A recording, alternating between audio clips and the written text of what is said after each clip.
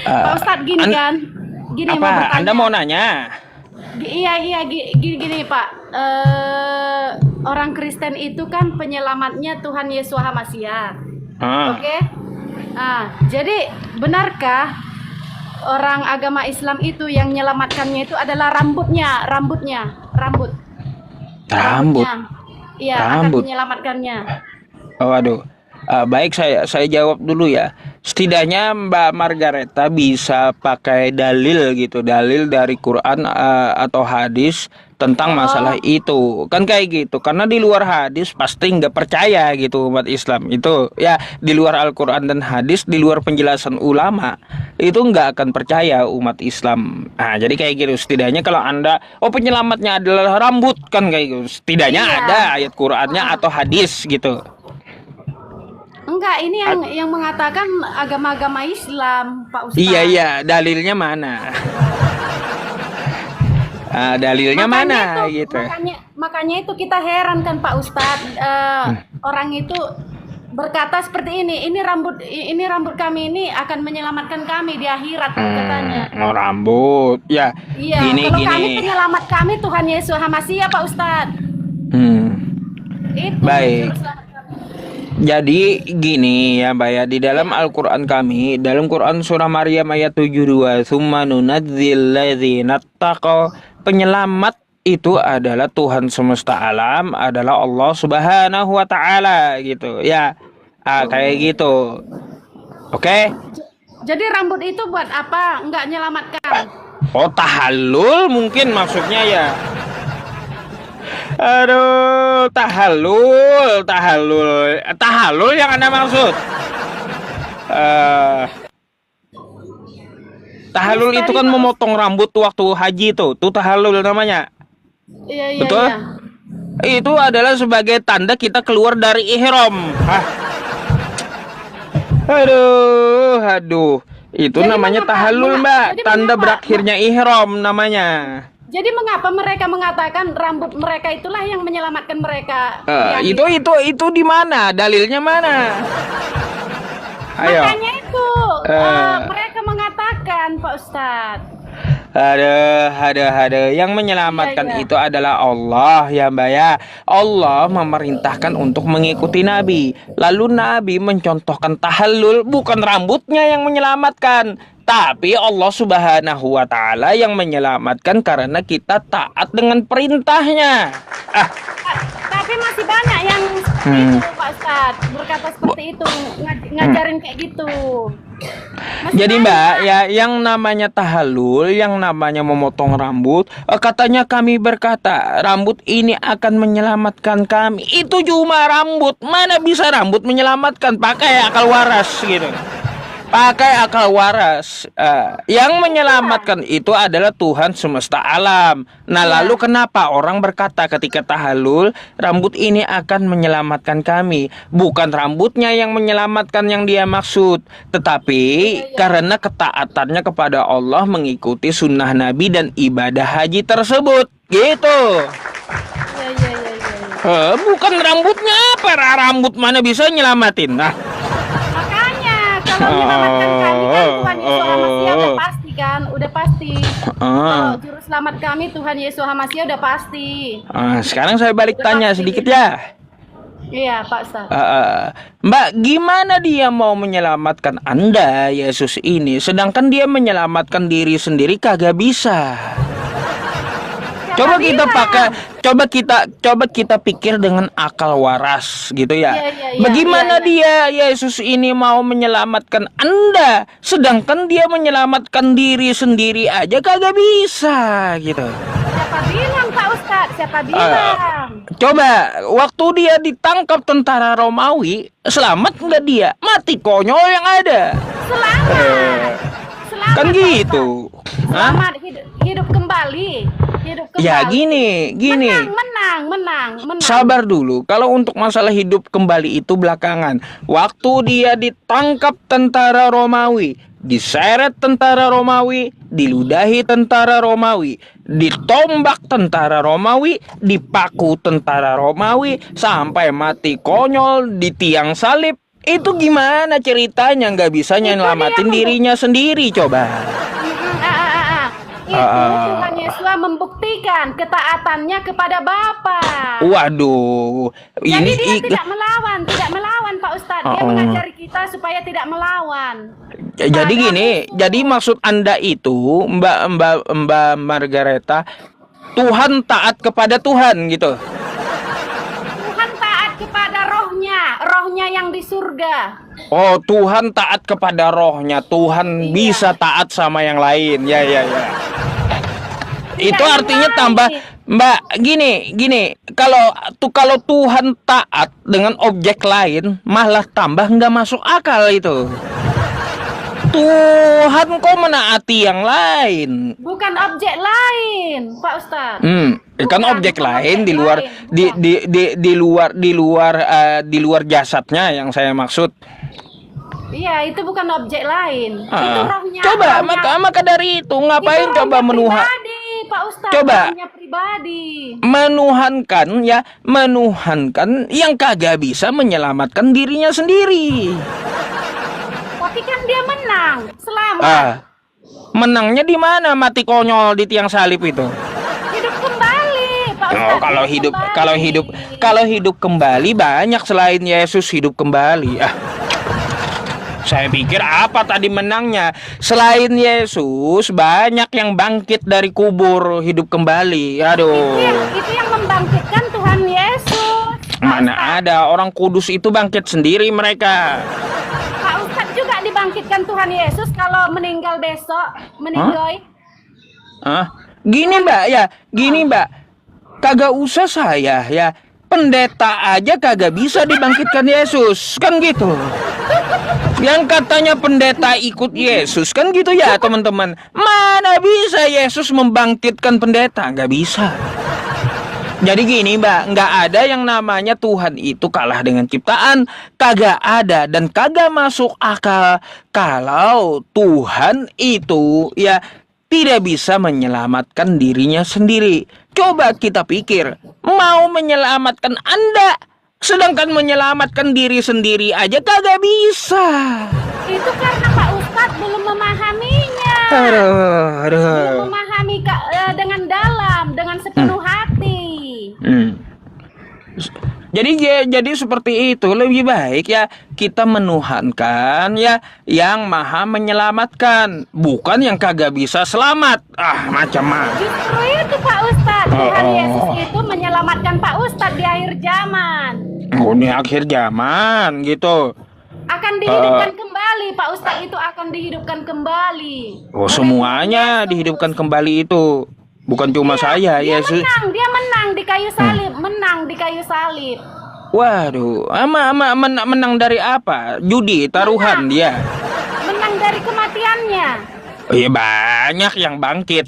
Udah dibilang juga banyak yang bangkit selain Yesus. Itu kuasa Yesus membangkitkan orang mati.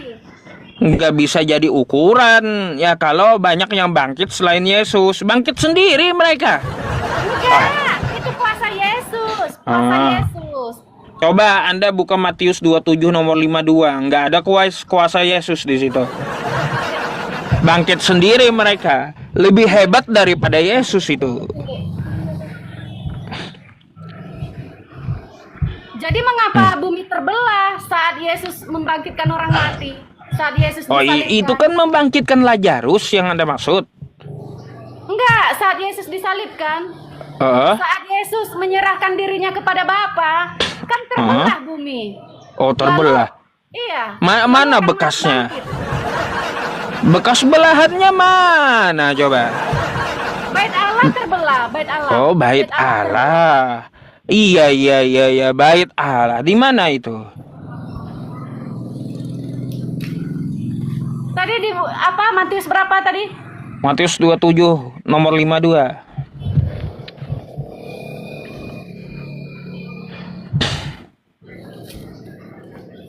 Iya. Ngapain saya menuhankan yang kagak bisa nyelamatin diri sendiri? Mustahil dia bisa selamatin saya, ya. Dirinya sendiri aja dia kagak selamat. Mau selamatin saya, mimpi. Kan gitu. Kuburan terbuka. terbuka dan banyak orang kudus yang telah meninggal dibangkitkan. Mana dibangkitkan? Yesus. Bangkit sendiri. Nih. Yesus. Jangan diubah-ubah kitab Anda ya. Dan kuburan-kuburan terbuka dan banyak orang kudus yang telah meninggal bangkit. Belum ada Yesus ya. Yesus itu dan sesudah kebangkitan mereka ya, lalu sesudah kebangkitan Yesus mereka pun keluar dari kubur, nggak ada urusannya dengan Yesus. Di saat kematian Yesus kan, di saat kematian Yesus, gitu. Yesus membangkitkan orang mati. Makanya setelah Yesus itu mati, lalu dia bangkit juga orang lain, kuburan-kuburan orang kudus bangkit juga ikut ya, bukan berarti Yesus yang bangkitin. Itu kuasa dari Tuhan Yesus. Mana Yesusnya lagi mati, mana bisa dia bangkitin orang kudus? Yesus cuma menyerahkan dirinya kepada Bapa karena dia taat kepada Bapa. Artinya apa, Mbak? Yang namanya hidup kembali itu, bangkit itu bukan ukurannya, bukan ukuran menyelamatkan atau tidak. Jadi sesuai akal logika saja ya, kita nggak usah bahas kebangkitannya. Kenapa yang namanya Tuhan kagak bisa selamatin diri sendiri, alih-alih mau selamatin yang lain? Selamat Pak Ustadz, menang hidup kembali. Mbak, gini ya, kalau dia selamat, kagak mungkin dia mati konyol di tiang salib. Kalau dia selamat gitu. Kalau dia tidak selamat Pak Ustadz, pasti membusuk kan? Bukan masalah dia busuk atau tidak, bangkit atau tidak. Kalau dia selamat, kagak mati konyol, itu dulu dipegang. Itu cuma menyerahkan nyawanya kepada Bapa. Itu aja gitu. Itu bukti kalau dia selamat, Mbak ya. Kalau dia selamat ya sesuai dengan akal waras kita gitu. Nggak mungkin dia mati konyol, nggak mungkin. Itu bukti ketaatannya Pak Ustadz. Bukti ketaatannya. Ya artinya apa? Lebih konyol alasan Anda, Tuhan kok taat sama siapa? Masa Tuhan menaati yang lain? Iya, Tuhan memberikan teladan kepada manusia karena dia sayang. Tuhan macam apa menaati yang lain, teman-teman? Iya, karena kasihnya kepada Mbak gini, kalau ada Tuhan menaati yang lain, saya nggak mau menuhankan kayak gitu. Masa yang namanya Tuhan itu dia nggak perlu menaati yang lain. Jadi nggak Pak perlu. Ustadz, juru selamat kami bukan rambut gitu, bukan rambut. Siapa juga yang bilang juru selamat rambut? Udah dibilang juru selamat itu sesuai dalil Quran Maryam 72. Tsumma nunajjil ladzina taqaw. Allah juru selamat itu. Gitu. Terus kan Pak Ustadz, kenapa laki-laki Islam dia pakai daster Pak Ustadz, pakai daster? Oh, pakai daster. Siapa Iya. daster? Saya ini pakai gamis bukan daster. Beda baju gamis dengan daster itu beda. Ya. Coba Anda nanti Google dulu apa beda gamis dengan daster, kan gitu ya. Nah, lalu kenapa nih? Contoh ya, saya pakai baju gamis ya. Karena ini sunnah Nabi. Nabi ya memakai baju gamis warna putih. Ya, saya mencontoh Nabi saya untuk berpakaian rapi. Gitu. Ayo. Lalu kan Pak Ustadz, Al-Quran itu jatuh di kepala siapa? Oh, jatuh ya. Sejak kapan Al-Quran itu jatuh? Diturunkan di dalam goa. Oh, gitu. di dalam goa. Iya. Mbak Margareta tahu nggak ayat Al-Quran itu ada berapa totalnya? Enggak. Kepengen tahu. Baik. Ini saya kasih tahu Anda ya. Belajar. Baik. Ayat Al-Quran totalnya 6.236 ayat. Oke? 6.236 ayat. Yang turun dalam goa cuma 5. 6.200 di luar goa. Ya.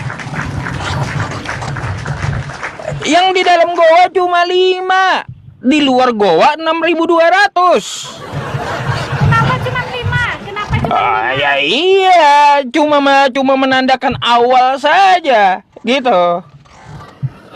Gitu, Saksinya Mbak. siapa Pak Ustadz? Jadi, Saksinya jadi siapa? kalau Anda mengatakan Al-Quran turun dalam goa, cuma 5 ayat turun dalam goa, sisanya 6.200 di luar goa. Ya. Saat di dalam goa itu Pak Ah. Ustadz, saksinya siapa? Saksinya siapa? Oh, baik. Ya, saksinya siapa? Yang pertama adalah Allah sendiri.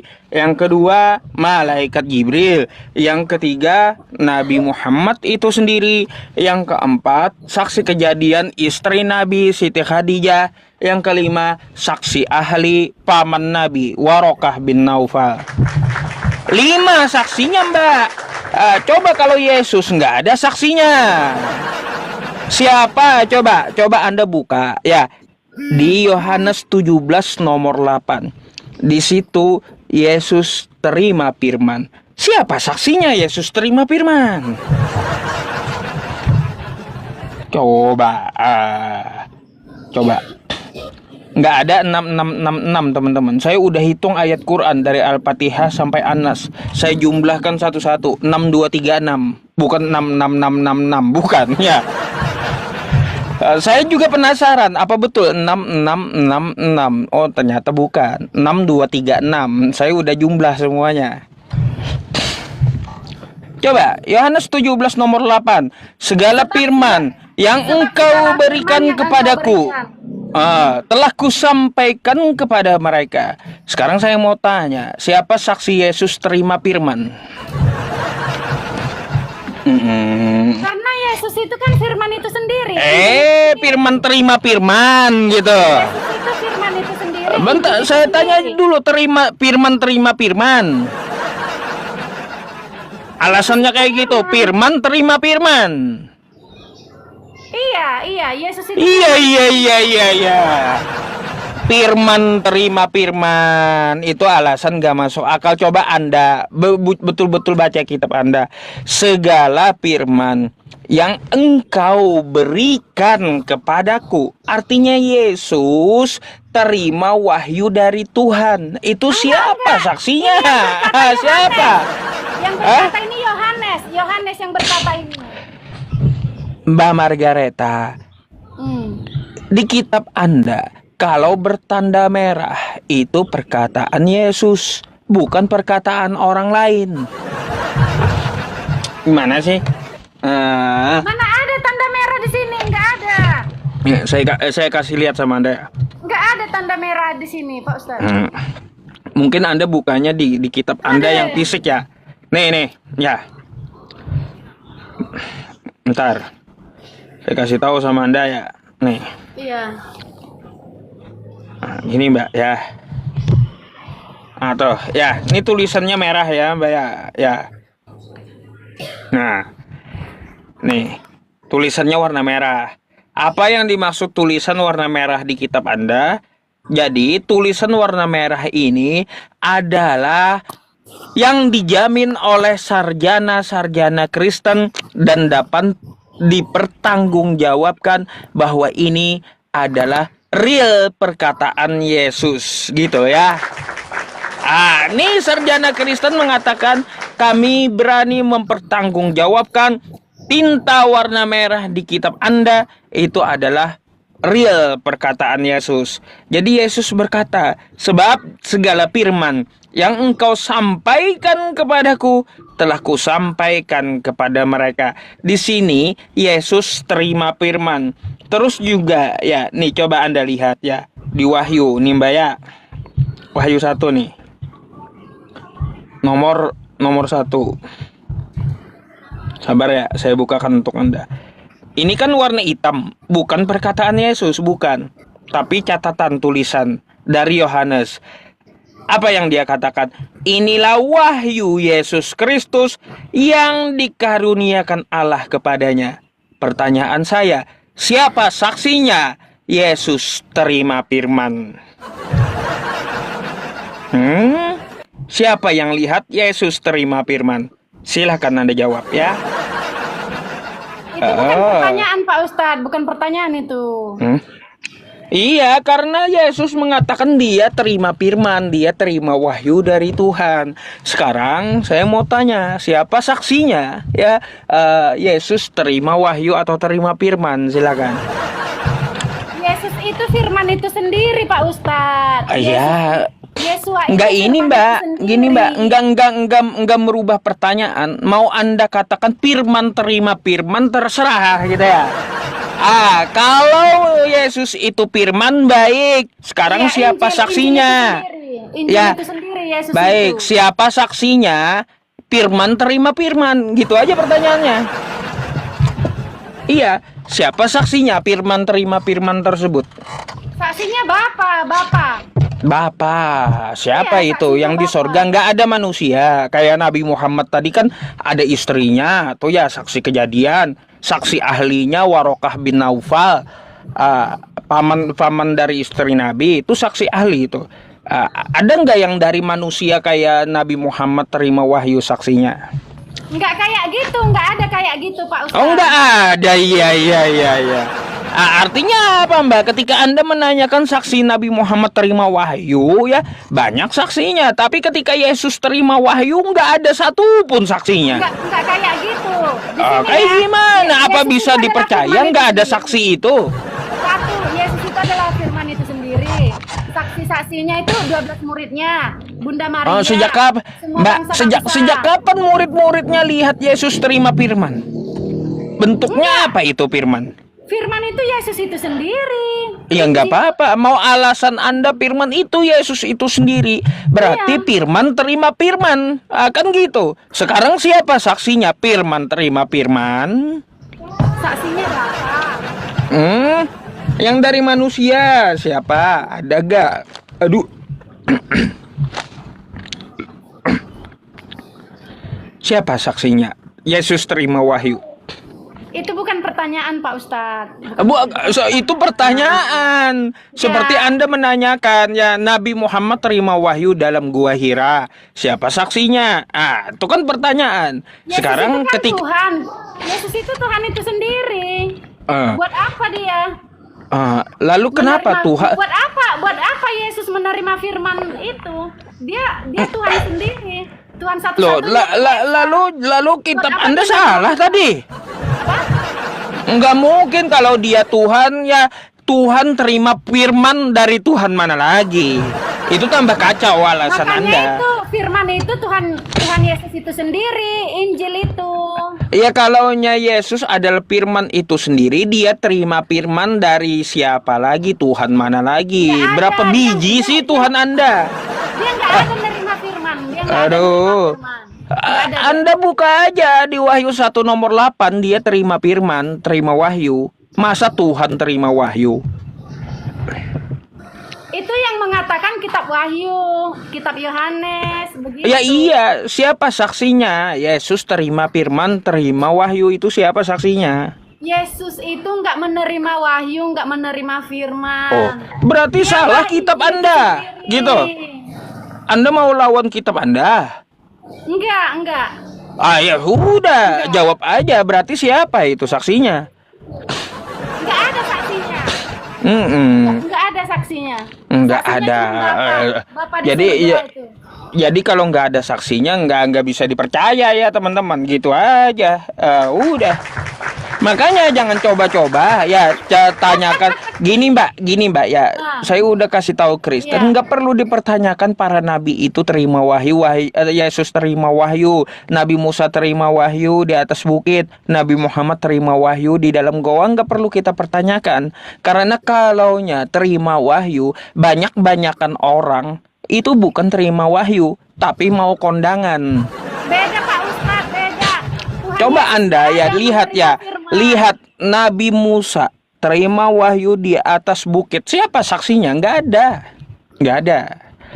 Terus Yesus terima wahyu, siapa saksinya? Nggak ada. Tuhan Yesus Lalu itu ngapain sudah kita? Tuhan. Lalu ngapain kita pertanyakan Nabi Muhammad siapa saksinya? Kalau banyak-banyakan itu namanya mau kondangan. Bukan terima wahyu. Dari zaman dulu sebelum Nabi Muhammad yang namanya penerimaan wahyu itu bukan banyak-banyakan, tapi nabinya sendiri yang menerima. Gitu, Mbak. Pak Ustadz, Tuhan Yesus itu kan sudah Tuhan, Tuhan yang Esa. Buat apa dia menerima firman? Lah, Buat apa terus dia menerima terus firman? terus Anda mau bilang Yesus ngibul gitu? Hah? Anda mau bilang di Yohanes 17 nomor 8 tadi Yesus mengatakan, sebab segala firman yang engkau berikan kepadaku. Anda mau sebut Yesus dusta itu? Hah? Mau Anda bilang Yesus dusta, terima firman, dia terima wahyu? Sebab segala firman yang engkau berikan kepadaku. Enggak mungkin Tuhan terima firman, enggak mungkin. Artinya apa? Mengindikasikan Yesus bukan Tuhan, Yesus adalah utusan Tuhan karena dia terima firman, terima wahyu dari Tuhannya. Gitu, Mbak. Jadi maksud Pak Ustadz, Tuhan Yesus itu punya Tuhan lagi, punya Tuhan Ya lagi. iya, dia sendiri yang bilang. Enggak, Tuhan Yesus itu Esa, satu-satunya Tuhan orang Kristen. Iya. Anda mau ayatnya Yesus punya Tuhan lagi. Buka Matius coba. Matius 11 nomor 25. Aduh, saya sambil minum ya teman-teman ya. Minum Pak Ustadz. Matius 11 nomor 25. Bacain sama teman-teman tuh. Nyaring-nyaring. Pada waktu itu berkatalah Yesus, aku bersyukur kepadamu Bapa Tuhan langit dan bumi. Siapa yang Tuhan? Dia di sini mengajarkan kita. Bentar, saya tanya dulu. Dia Yesus berkata, ya pada saat itu dia berkata seperti apa? Aku bersyukur kepadamu Bapa Tuhan langit dan bumi. Yang Tuhan Yesus atau Bapa di situ? Tuhan Yesus. Hah? Jadi Tuhan bersyukur kepada Tuhan gitu? Dia mengajarkan kita Iya. supaya kepada Bapa. Jadi yang Tuhan itu adalah Bapa, bukan Yesusnya. Enggak, salah. Di sini yang Tuhan salah. Tuhan Yesus. Lalu dia mengajarkan kita supaya bersyukur kepada Bapa. Siapa Bapa itu? Dia sendiri. Baik. Kalau Dia Anda sendiri. tetap ngotot Yesus itu Tuhan, saya mau tanya dulu. Berarti Paulus salah. Salah ngapain Paulus? Paulus mengatakan Yesus itu bukan Tuhan, tapi hamba Tuhan. Ayo. Coba Anda buka apa yang dikatakan oleh Paulus. Kisah Para Rasul 3 nomor 13. Buka. Apa kata Paulus? Ya, Allah Abraham, Ishak dan Yakub memuliakan hambanya. Siapa hamba Tuhan? Yesus, kata Paulus. Jadi maksudnya Buka, apa? Maksudnya buka. apa di situ? Maksudnya ya, Yesus itu bukan Tuhan, tapi utusan Tuhan, hamba Tuhan yang dimuliakan. Kisah Para Rasul 3. Enggak ada. Coba. Sesat itu, sesat. Ayo sudah, coba kisah para Rasul 3 nomor 13 dulu, silakan. 3:13. Kisah Para Rasul 3 nomor 13. Apa yang dikatakan Paulus? Yesus itu bukan Tuhan, hamba Tuhan. Allah Abraham, Ishak dan Yakub, Allah nenek moyang yang kita telah muliakan hambanya, Siapa hambanya? yaitu Yesus yang Ah. dan tolak di depan Pilatus. Hambanya kan Yesus kan? Dia. Udah dibilang Yesus itu bukan Tuhan, hamba Tuhan. Arti hamba di sini melayani. Iya. Hamba di sini melayani. Iya. Jadi Tuhan semesta alam itu bukan Yesus. Itu maksudnya. Siapa maksudnya Paulus? Maksudnya Paulus. Itu salah. Tuhan Yesus itu Tuhan sejati. Paulus Pencipta pula langit- disalahin, teman-teman. Pencipta langit dan bumi. Iya, Paulus mengatakan Yesus hamba, Paulus disalahin. Ya sudah, kalau Anda kagak percaya dengan Paulus, sekarang ya, saya kasih kata Tuhannya Abraham, Yesus itu adalah hamba dia. Di mana ayatnya? Buka ya, Matius 12 nomor 15. Coba.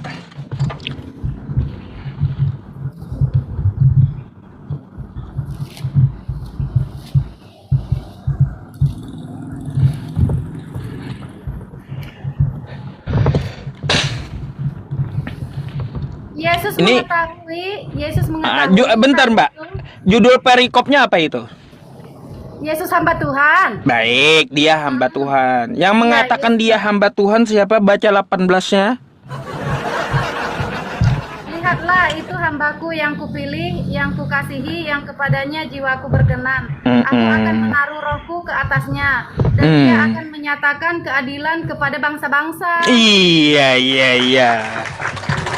Jadi yang menyatakan ya Yesus itu hamba bukan Tuhan adalah Tuhannya para nabi. Tuhan Abraham, Tuhan Ishak, dan Tuhan Nabi Yesaya ya. Jadi mau Anda bilang, bentar. Poinnya, mau Anda bilang pula Tuhannya Nabi Yesaya dusta gitu.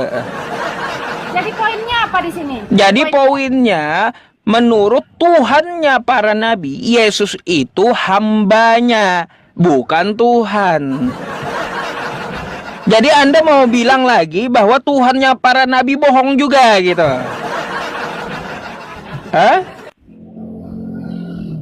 Tuhannya para nabi. Iya, Tuhannya Abraham, Tuhannya Musa, Tuhannya Nabi Yesaya mengatakan ya di Matius 12 nomor 18, Yesus itu hamba dia, bukan Tuhan. Jadi Tuhan Lihatlah, kata dia apa? Lihatlah hambaku ini yang kukasihi. Siapa hambanya? Yesus. Kayak gimana Jadi sih? Tuhannya para nabi itu siapa, Pak Ustadz? Tuhannya para nabi bukan Yesus. Siapa? Baik, Tuhannya para nabi bukan Yesus, tetapi dapat kita lihat ya, Tuhannya para nabi adalah namanya Allah. Oke? Allah itu siapa, Pak Ustadz? Allah itu bukan manusia, tidak menjadi manusia, tidak sama dengan apapun. Itu di Perjanjian Lama. Tuh. Gitu. Bukan Melkisedek.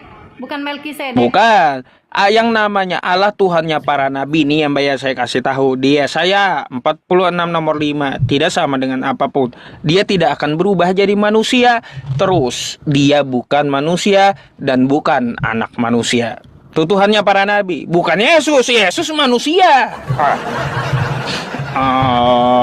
Sedangkan Yesus ya adalah hambanya dari Tuhannya Nabi Yesaya, Tuhannya Abraham, Tuhannya Nabi Musa. Yesus termasuk hamba Tuhannya Nabi Yesaya dan Nabi Abraham. Tuh. Yang menyatakan diri itu siapa? Yang menyatakan dirinya turun ke dunia itu? Lah, yang menyatakan Anda buka tadi ya di Matius 12 nomor 18 tadi. Lihatlah hambaku ini yang kukasihi, kepadanya lah aku berkenan. Aku akan menaruhkan rohku ke atasnya. Kan gitu. Jadi Yohanes 1 ayat 1 itu? Itu bukan ajaran Yesus. Itu adalah catatan Yohanes. Kagak ada Yesus mengatakan dirinya berasal dari firman atau dirinya adalah Allah. Nggak ada. Kenapa Yesus mengatakan seperti itu? Itu bukan perkataan Yesus. Coba Anda buka. Iya, buat apa juga Yesus ingin mengatakan seperti itu, ngaku-ngaku. Mbak, udah dibilang itu bukan perkataan Yesus. Yohanes 1 pasal 1 itu. Ini aja coba Anda lihat ya. Nih ya. Bukan merah tulisannya, bukan ajaran Yesus. Bukan perkataan Yesus, bukan. Makanya nggak merah tulisannya. Firman itu siapa? Jadi firman itu siapa? Hah? Pada mulanya yang di Yohanes 1 ayat 1 itu siapa, Pak Ustadz? Oke. Pada mulanya adalah firman. Firman itu perkataan. Iya. Gitu ya. Firman itu bersama-sama dengan Allah, yang dimaksudkan adalah sifat dari Tuhan. Firman itu adalah Allah. Ya, ini ngambil dari Hipne Plato dari pagan Yunani. Kan kayak gitu ya, masalah pagan Yunani para dewa menjelma ya, katanya Tuhan menjelma ya, menurunkan rohnya, menurunkan manusia menjelma jadi manusia kan gitu. Tapi aslinya bahasa Ibrani yang dipakai. Aslinya bahasa Ibrani. Sejak kapan bahasa Ibrani itu? Yang Ya dipakai. Yohanes 1 pasal 1 itu bahasa Yunani. Pada mulanya adalah Theos ya. Theos bersama-sama ya dengan apa? Firman apa ya? Tapi Yunani Firman ini kan lupa udah saya bahasa dirubah. Yunaninya. Bahasa Iya. Yunani ini udah dirubah. Aslinya itu Ibrani. Aslinya Ibrani, bahasa Ibrani. Enggak ada Yesus ya, Yohanes itu pakai Ibrani. Kalau Yesus Iya, kesehariannya Yesus pakai bahasa Ibrani. salah, Yesus nggak pakai Ibrani. Ibrani, Yesus pakai Aramaik. Kacau. Kacau. Iya, Aramaik juga, Aramaik. Makanya Mbak ya di situ mengambil dari konsep pagan Yunani, himne Plato gitu, gitu. Himne Plato. Anda bisa buka atau Google himne Plato kayak gimana bunyinya. Dewa Yunani menjelma turun jadi manusia. Sama tuh ya dengan Yohanes 1 pasal 1. Jadi Anda ini mau ikut ajaran Yesus atau Anda mau ikut ajaran pagan Yunani? Kalau pagan Yunani dewa mereka Ibrani. menjelma. Kami yang Mbak gini, sebentar. Dewa Yunani Tuhan mereka menjelma jadi manusia. Anda mau ikut dewa Yunani kah atau mau ikut ajaran Yesus kah? Gitu aja. Ikut ajaran Yesus Baik. Bahasa Ibrani. Baik, kalaunya Anda mau ikut ya ajaran Yesus, Iya. maka sembahlah Allah, bukan sembah Yesusnya, bukan. Kalau Anda mau ikut ajaran Yesus, Yesus berkata apa? Tuhan itu Esa, bukan 3 dalam 1, bukan. Ya, itu ajaran Yesus. Lukas 4 nomor 8. Hanya kepada sembahlah Allah, kata Yesus. Hanya kepada Dialah engkau berbakti. Ya, tuh. Bukan sembahlah aku, hanya kepadakulah Margareta berbakti. Nggak ada kayak gitu. Nggak ada Yesus ngomong kayak gitu. Menyembah Allah. Tuhan Yesus nggak menyembah Allah. Jadi kayak gitu. Sembahlah Allah, kepada Dia saja engkau berbakti, itu kata Yesus. Bukan sembahlah aku, kepadakulah kamu berbakti, bukan. Jadi kalau Anda mau ikut Yesus, seperti itu, buat apa Yesus mengatakan seperti itu? Jadi gini Mbak ya. Jadi ajaran Yesus menyuruh menyembah selain dirinya. Intinya kayak gitu dulu ya, yang saya sampaikan. Sembahlah Allah. Terserah Anda ya mau menyembah Allah itu apa kayak maksud Kristen, terserah kan kayak gitu. Yang jelas Allah bukan dirinya. Itu satu dulu. Yang kedua, apa yang diajarkan Yesus ya, dia mengulang dari ucapan Ulangan 6 nomor 4. Apa bunyinya? Hai Bani Israel, Tuhan Allah kita, Tuhan itu Esa. Nggak ada dia ngomong, hai Bani Israel, Tuhan Allah kita, 3 dalam 1. Nggak ada. Makanya itu Pak Ustadz, Tuhan Yesus itu satu-satunya Tuhan. Jadi gitu. Langit dan bumi. Jadi makasih Mbak Irma ya. Jadi nggak ada yang namanya Tritunggal, itu bukan ajaran Yesus. Menyembah Yesus, menuhankan Yesus itu bukan ajaran Yesus. Nah, terus lagi yang saya sampaikan di Yohanes 17 nomor 3. Kalau Anda pengen masuk surga, kata Yesus ya, inilah hidup yang kekal itu, mereka mengenal engkau satu-satunya Allah yang benar, dan ya mengenal Yesus Kristus yang telah engkau utus. Jadi kalau Anda ingin masuk surga, kata Yesus ya, Anda kenali Allah, sembahlah Allah, dan akui Yesus bukan Tuhan. Kalau Anda mau masuk surga, kata Yesus ya, terserah Jadi, Anda Pak Ustadz, ya. Tuhan Yesus bukan menyembah Allah. Tuhan Yesus bukan menyembah Allah. Lalu ngapain dia perintahin Tuhan Yesus. sembahlah Allah? Ngaco. Tuhan Yesus tidak menyembah Allah. Karena Nge- Tuhan Yesus satu-satunya Tuhan yang Esa. Kan Anda melawan lagi dari ajaran Yesus. Kata Yesus apa? Dia bukan Tuhan. Kayak gimana?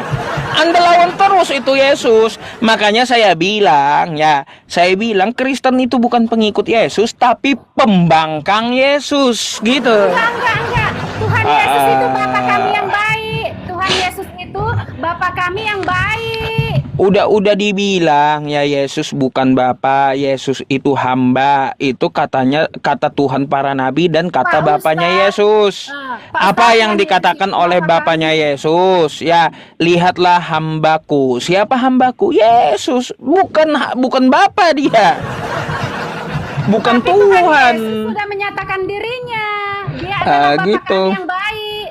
Tuhan Yesus itu Jadi Bapa gini kami aja yang Mbak, baik. dari penjelasan saya itu Anda mau ikut Yesus silahkan, mau melawan Yesus silahkan gitu. Ikut Tuhan Yesus karena dia satu-satunya Tuhan yang esa. Nggak ada dia mengatakan aku adalah Tuhan yang esa juga, nggak ada. Makanya jangan makanya gini Mbak. Jadi yang menyelamatkan Pak Ustadz nanti siapa? Jadi gini ya, pesan saya ya janganlah dilawan itu Yesus gitu. Nggak ada melawan Yesus, nggak ada. Ya sudah, jangan Anda tuhankan dirinya. Kalau Anda nggak melawan, dia bukan Tuhan. Udah dia katakan dia bukan Tuhan, dia utusan, dia hamba. Yang Tuhan itu adalah Bapaknya. Terus dia suruh sembah Allah. Kepada dia saja engkau berbakti. Gitu. Bapaknya Yesus nggak ada, dialah Bapak itu sendiri. Iya. Udah dikasih ayatnya, dia bukan Bapa. Bapa mengatakan, lihatlah hambaku ini, bukan lihatlah jelmaanku, bukan. Jadi yang selamatkan Pak Ustadz nanti siapa? Kenapa ke saya bahas satu-satu? Kalau gini Mbak, kalau bahas Islam biar nggak campur-campur, Kristen gitu. Yang Oke. selamatkan Pak Ustadz nanti siapa? Tuhan Allah Yesus Subhanahu wa taala. Ya, tuh.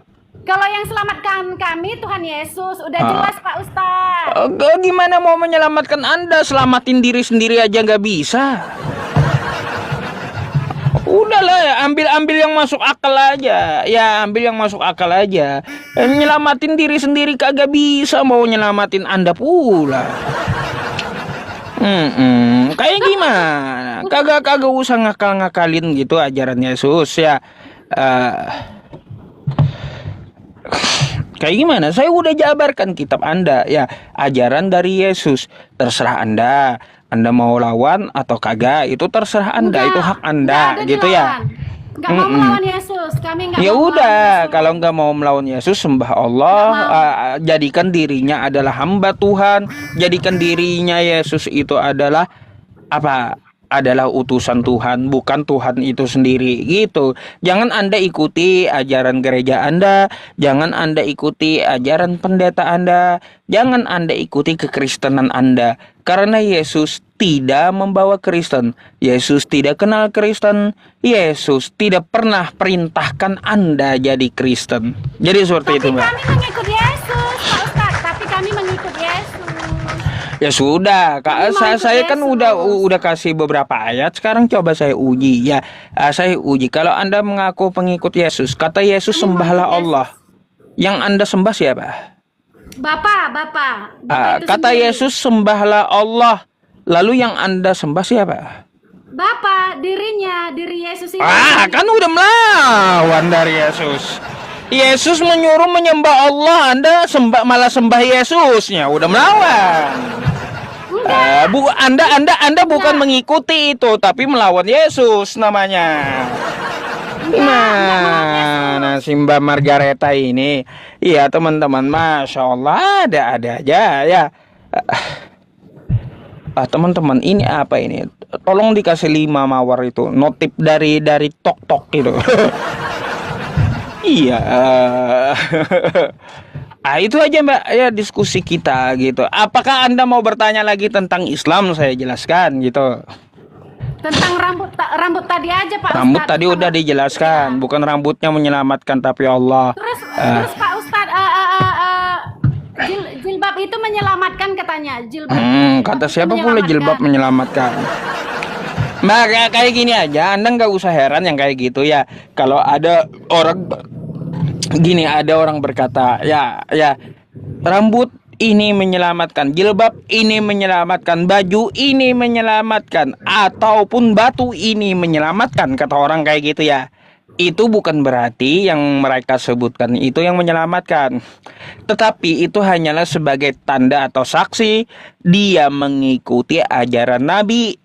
Karena Nabi itu ya adalah suri tauladan untuk sunnahnya atas perintah Allah.